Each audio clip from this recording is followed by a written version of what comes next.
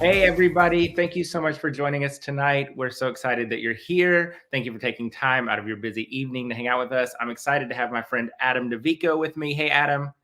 What's up, Greg? What's happening? Not much. Typical. Snowed in, battling the flu. Had a pipe burst in our house today. So, life. I mean, a regular Thursday, right? Pretty much, right? Especially in the South with 7 inches of snow and temperatures not getting above freezing until Monday. So, And no snow plows either.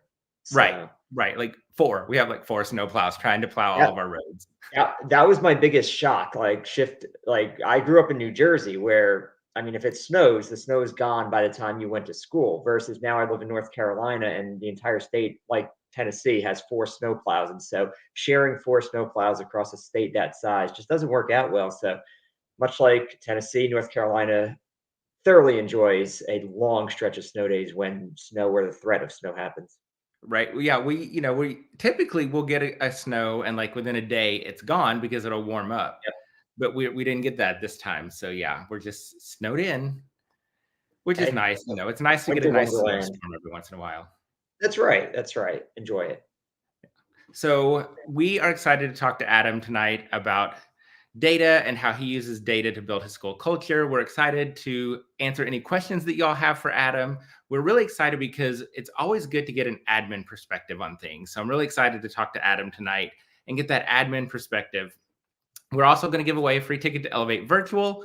So it's super easy to enter the giveaway. All you need to do is hit the share button and join us in the comments. So the more you comment and the more you share, the more entries you get into tonight's giveaway. At the end of tonight's live here in about 25 minutes, we'll announce the winner of a free ticket to Elevate Virtual. And while you're at it, go ahead and click the link in the description and in the comments and get registered for Elevate Virtual. It's the premier virtual PD experience.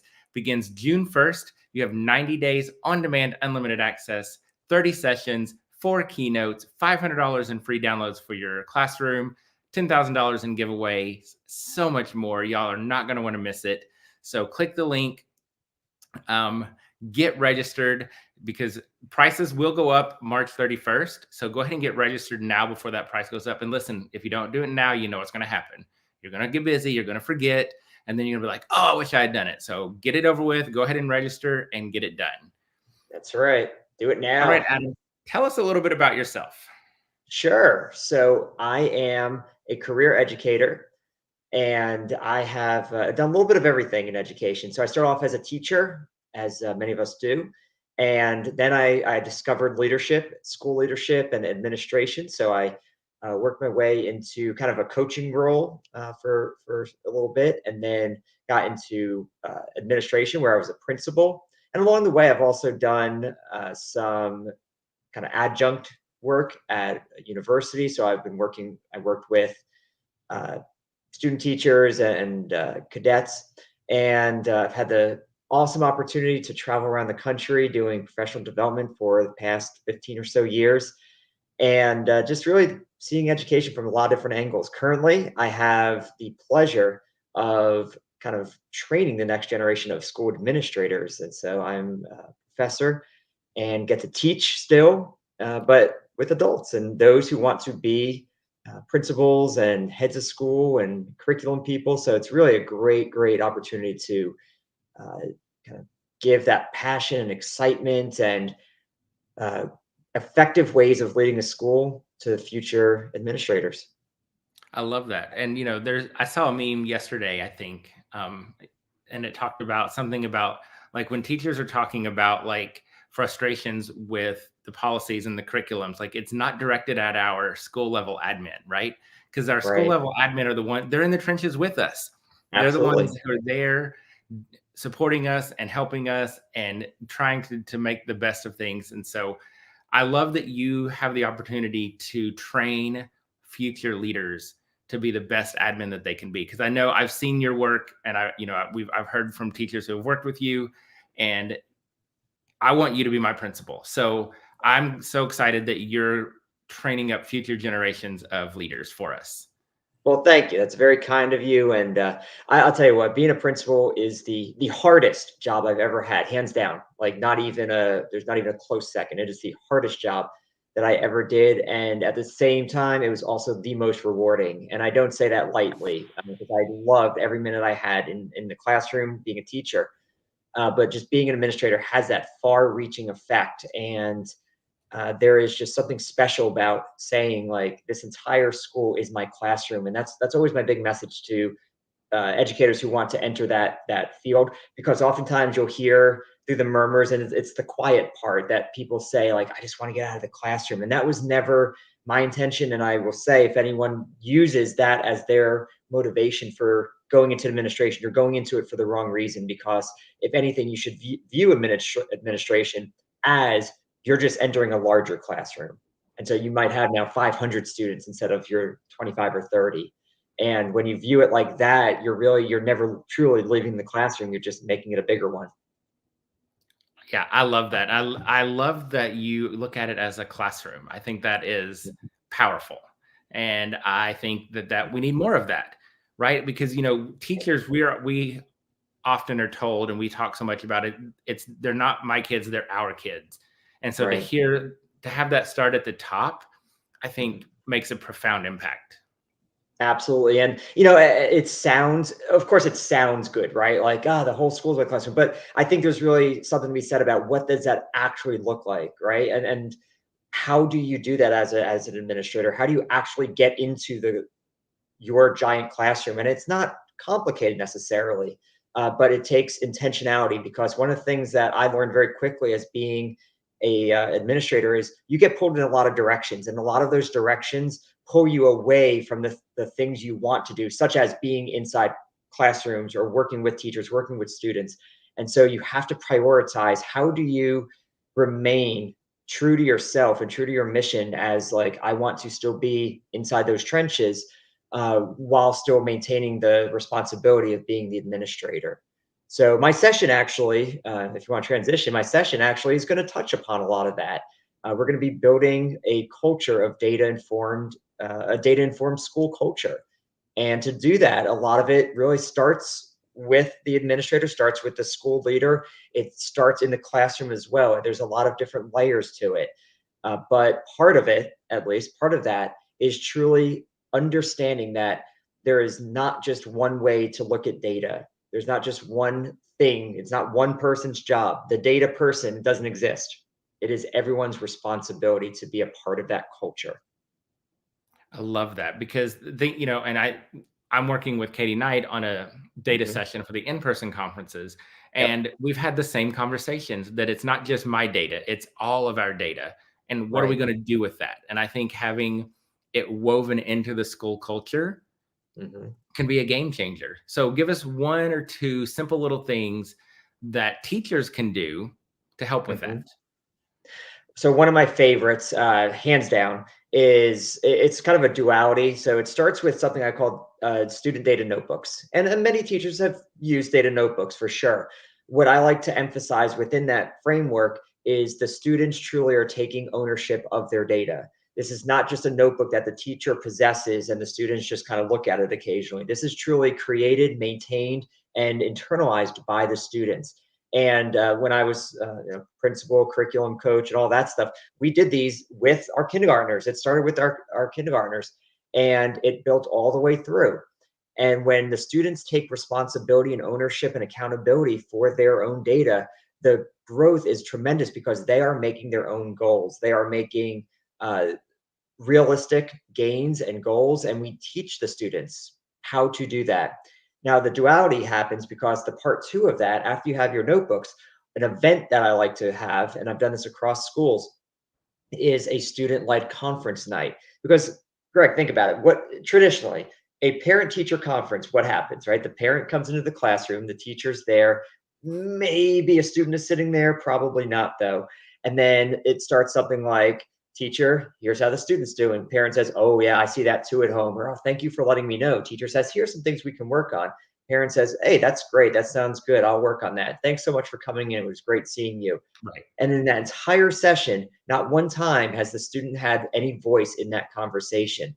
And personally, if I'm going to be a part of, if I'm a student, I want to be a part of my own learning. I want to have a say in what is happening to me and for me. So these student-led conferences are truly just that. They are students that are leading discussions with their parents, aunt, uncles, grandparents, family members, brothers, sisters. It doesn't matter. Just someone who is there to listen to them talk about their data, their goals, their accomplishments, and sometimes their bumps in the road. What didn't work well? Because that's just as important as highlighting the good stuff. So when you put those two things together, the student data notebooks and the student-led conferences, any classroom anywhere can truly put together what I call a student-led classroom. And when we put our students at the middle of the classroom, because we always hear that, right? Student-centered. It's the buzzword of all education. I want a student-centered classroom. Well, what does that actually look like? Well, that's one way it can look, is when students are doing the work, students are tracking and maintaining their learning and progress, setting goals, and then ultimately taking accountability and being able to explain what they're doing to someone that they love. And, I see this when I do my ESGI assessments with my kids, and we sit there and we look at their data, because with ESGI, it's so visual. They can see those lines going up. They can see those pie graphs filling in. And they always want to know, what can I do? Right. Yep. So they want to know how they can do better. How can I help them? And so you're right. We need to give them more opportunities, not only to talk to me about it, but to talk to their families about it. I love that idea. And I think Absolutely. And like I said before, we start this. Go ahead. Go ahead. Okay. So yeah, we start this as early as kindergarten, and it is amazing. Join my session at Elevate Virtual, because I will be showing you actual pictures of these kids looking like they're the boss. And I mean, there's something about empowerment, right? Like, how often do we truly empower kids? That's the goal. No educator is ever going to say, I don't want to empower a kid, but how often do we actually do it? And in a student-led conference, you are doing it. You are empowering the student. And as a teacher, so this is a little teacher insider talk here, but my teachers loved student-led conference night. You know why? Because they don't have to do anything. They literally stand by the door.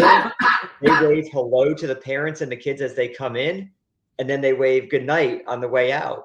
And they always have, because I always get this question, well, what if a parent wants to talk?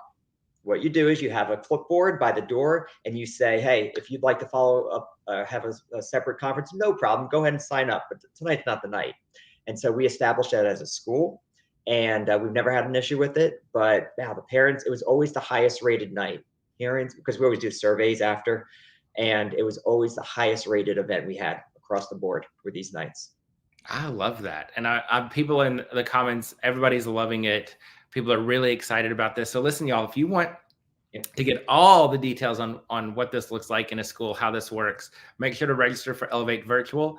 Adam's session is going to give you all of the insider details, information, how it works, what it looks like. So click the link in the comments and the descriptions to get registered so you can take part in Adam's session and all of the other sessions and keynotes that we have at Elevate Virtual. Again, it's a 90-day on-demand access conference that kicks off June 1st. You'll have access through August 31st. And that unlimited on-demand access means you can watch all of the content whenever, wherever you want, as much as you want. You can rewind, fast forward. You can watch it at 3 a.m. in your bathrobe with a martini if you want. So that's the great thing about a virtual conference. So click the link, get registered before the price goes up on March 31st. Nicole says she's excited for Adam's session. I'm excited for Adam's session. I want to learn more about this. I think this is something that could really make a huge impact in all of our schools. And so many, like you said, so many teachers, we talk so much about empowering our kids and making our Mhm. classroom student centered, and we're all doing things to make that happen. But I think this is just another way to do that. And so I love this. It's not something I've ever done, so I'm Yeah. excited to learn more about it. Absolutely. Yeah. I think in theory, a lot of teachers think, yeah, this is a good idea. I should do this. But then it's really about the execution, right? Like it's really about taking it and making it a reality. And look, it's not easy. Like I would be remiss to say, like, yeah, you could do this tomorrow. No, it takes practice. Like this is not an overnight thing. To get 5-year-olds to learn how to talk and verbalize. By the way, we're going to be working on with by doing this, you're working on speaking and listening skills as well. You're working on soft skills like eye contact and being able to present with voice. I just posted an Instagram story the other day about that, teaching our students how to speak with intonation and inflection. These are all little soft skills that we can teach through doing this kind of stuff. And so this is not a like, hey, I want to do this next week with my parents. No, this is I need to start at a reasonable early point in the year and work in a strategic way through this. And if I do have any admins listening right now, or any admins that are going to be joining for virtual, by the way, tell your admin to join virtual. Then, as an administrator, you have the opportunity to make this school wide. So, we're talking about school culture, like making your school culture data intention. And as an admin, you have that ability because, yes, you can close your door as a teacher and make what you want to work. But how much more powerful will it be when you can have this across the entire school? So when that kid goes from Mr. Greg's class to first grade, they don't have to try something new. Oh, we did this in kindergarten. Now in first grade, it's going to be even better. We can add a new layer. And by the time they reach fifth grade, holy cow, can you imagine how comfortable they will be with collecting their data, talking about it, being able to track it, set goals? I mean, it's remarkable if you do this consistently. Well, and as I was sitting here listening to you, my mind it keeps going back to that empowerment piece because we talk Mhm. so much about how to use data to drive instruction.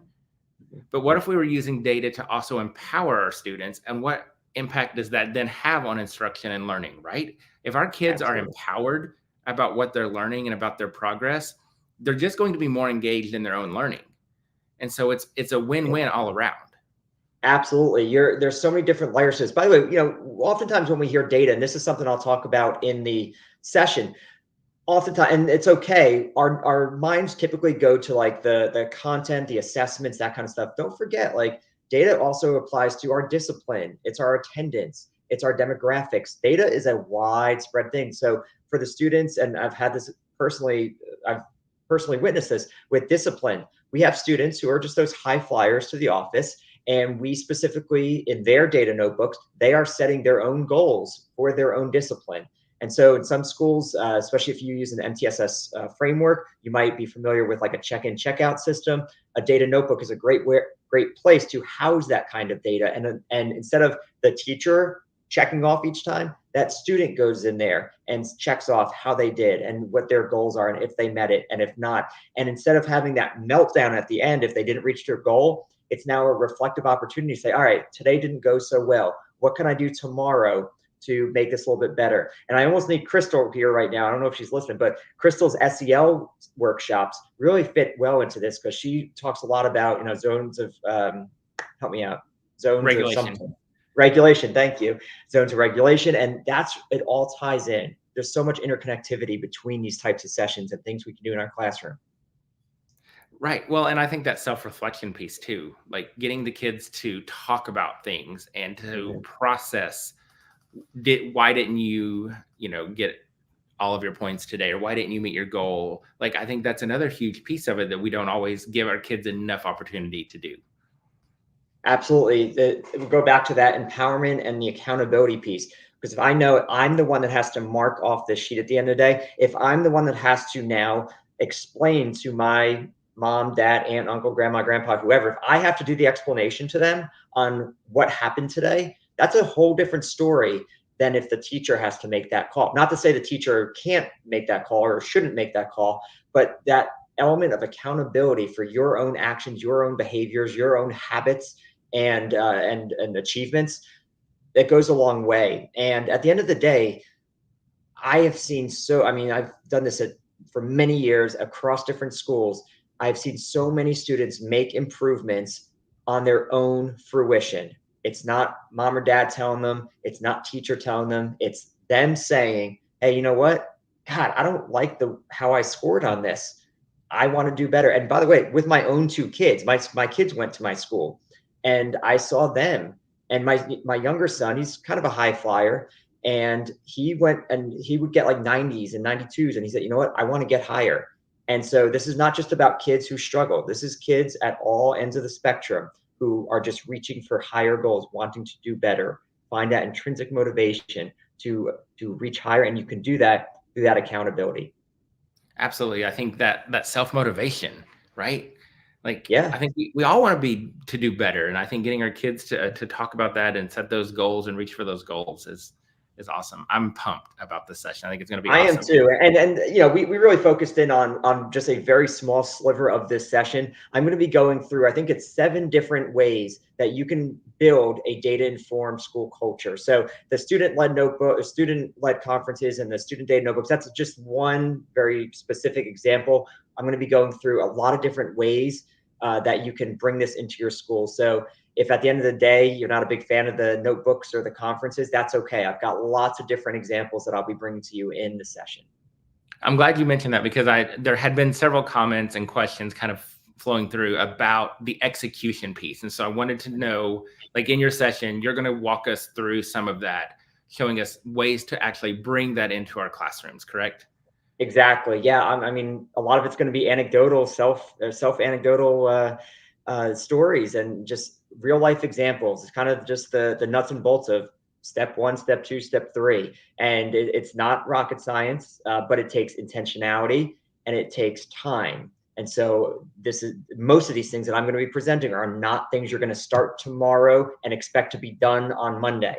This is a start tomorrow, and I'm going to have a 6-week plan or an 8-week plan to make sure that I lay out each of the pieces. And as a leader, that's important for whether you're an admin or a teacher leader. You want to be intentional on what you're planning out, because let's be honest, like things that we just do tomorrow and expect better on Monday, it sometimes falls apart on Tuesday. And so we really want to make sure that we have strategic planning in mind. Right. And by the way, I just want to say for fun, this whole session really came to mind because this spring, right now, I'm going to be teaching a course to future school leaders on building data-informed schools. And so data and research-informed schools. So I really take this stuff to heart. I take it seriously, and I'm excited to not only provide it to Elevate, but to my future leaders that I'm training in my master's program. Well, and I love that you can sense your passion about it. And I love that. And I know, like, I'm watching the comments and everybody is pumped about this. So listen, if you haven't yet registered, what are you waiting for? Right? You do not want to miss out on this session. It's going to be great. The links to register are in the comments and in the description. Remember, the price right now is $75. That price does go up on March 31st. So get registered now before the price goes up. You're going to get all new exclusive content, brand new to Elevate Virtual. So if you've attended Elevate Virtual in the past, this is all new content. If you're attending our in-person session, our in-person conferences, this is all new content. This is completely separate from the in-person events. 90 days on-demand access kicks off June 1st. Keynotes by myself, Gary Brooks, Katie Garner, Barry White, 30 amazing sessions, $500 in free downloads, $10,000 in giveaways. So you'll get a certificate of attendance that you can submit for professional development. So what more could you ask for? Even if you sign up and don't watch a single session, you're going to get $500 in stuff to download. So you got your money's worth right there. So get registered, click the link. The link is in the description and in the comments. We can't wait to see you at Elevate Virtual. I'm going to give everybody a couple of more minutes to comment and hit the share button to get entered for tonight's giveaway. And while we're doing that, Adam, there was a question that popped up very early on in the comments. So I'm going to ask it to you, and I'll be very interested to hear what your perspective is. And yeah. I'm not going to get it exactly right, but basically the question was, what is the admin's role in building the cohesiveness of the school? So for me, this is Adam's opinion. I think culture starts with the principal. It starts from the top. Now, can it start in different pockets of the school? Yes, of course. But if we're looking for a cohesive school culture, if we're looking for a cohesive school, I think, if that's the phrasing of the question, a cohesive school starts from the top. Now, from there, it is the leader's role, job, responsibility to make sure that that vision and mission is clear, crystal clear, because nothing is worse than having confusion on what we are actually trying to achieve. And so I truly believe in my heart of hearts that it starts on top. And I think many of us in this virtual room right now have had probably both experiences where you have a leader who you believe in, who has led with passion and vision. And why do you believe in them? Probably because they're transparent, they are specific, they are supportive. And when we don't see that, I'm sure many of us, including myself, have been on the receiving end of what can happen with a poor culture, poor leadership. It falls apart. People are wondering, well, who's actually in charge? People get deceitful and say, oh, they're not going to care if I do that. Let me go ahead and buck the system. Well, guess what? When you buck the system, you're really hurting other people as well. And so cohesiveness truly comes, I believe, from on top. And I don't know if I did it perfectly as a principal. I don't know even if I did it well, but I sure as heck tried my best to bring that to my school each day. And for me, it was kind of what we talked about earlier. It was being present. It was seeing the school as my classroom. So every student, it's about knowing names. Every student, every classroom that I went into, it was the same expectations, and we had school-wide expectations. I don't have time to get into it now, but I set actually very consistent expectations across the school with some things I did call the more for. And just by having those, no matter where I was in the school, there were certain expectations that I should be able to see, visually, experience anywhere I went. And that gave clarity to my classrooms from pre-K. I had pre-K all the way through fifth. And every classroom had those general expectations, grading accordingly. So I don't know if that directly answered that question, but that's Adam talking. I'm sure others would disagree, but hey. And actually, hey, Greg, we should probably talk real quick just to give a shout. I saw a comment pop up before about this summer, and they asked if I was presenting this summer, and I am, but it's something brand new to Elevate. I don't know if you want to share that. Go for it. I'll let you take that one. Okay. Yeah. So we are super excited this summer at Elevate in person. So in Nashville, Dallas, and Phoenix, we are going to be having a brand new session just for school leaders. So aspiring school building leaders, district leaders, if you are in that position, come join. And I'll be leading this, and it's Elevate Your School. So Elevate Your Classroom is across our entire conference, but we get now a special time for school and district leaders called Elevate Your School. And I'll be leading, it's an afternoon session. So it's kind of like a double block of time. And so everyone listening right now, please tell your administrators, have them come with you to Elevate in person as well. And it's going to be a great experience for you and them. And of course, join us on virtual. Well, and I saw some comments coming through tonight as we've been chatting about, oh, I wish my admin was like that, or I wish my admin did that. Well, get them to come to Elevate in person, and they can learn from Adam. And they can. And right? That's where it begins, right? So get your admin to come to Elevate virtual and Elevate in person, and we would love to see you and your admin at all of our Elevate conferences this summer. I know Adam's excited about leading admin at Elevate in person and teaching us all about data and building that school culture. So Adam, we are so pumped to have you not only as a presenter, but also as our general manager at Elevate. So we're just pumped to have you on board. So thank you. Oh, thank you guys. It's been nothing but a pleasure and joy. It's been awesome.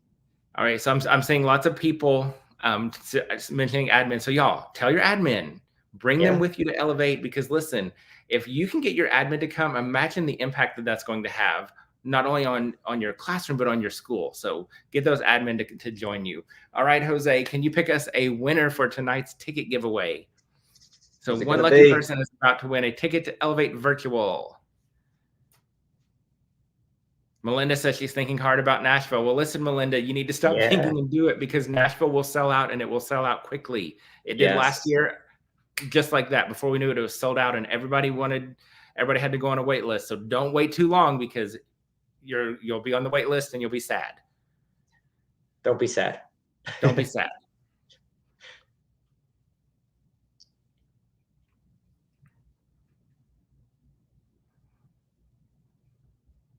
Jade. All right.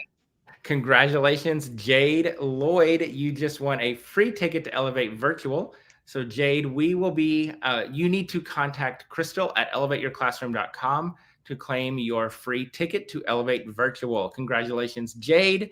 And thank you again, Adam, for joining us. Thank you to everybody who joined us tonight. Again, if you have not registered for Elevate Virtual, do it now. The links to register are in the comments and in the description. Click those links, get registered. You have 90 days on demand, unlimited access from June 1st to August 31st, 30 sessions, 4 keynotes, $500 in free resources for your classroom, $10,000 in giveaways, a certificate for 30 hours of contact, and so much more. So don't miss out. Click the links, get registered before March 31st when the price goes up. Thank you, Adam. Thank you to everybody for joining us. And I will be back live at 9 o'clock Central Time with Jake Daggett. So I'll see you all then. Adam, have a good night.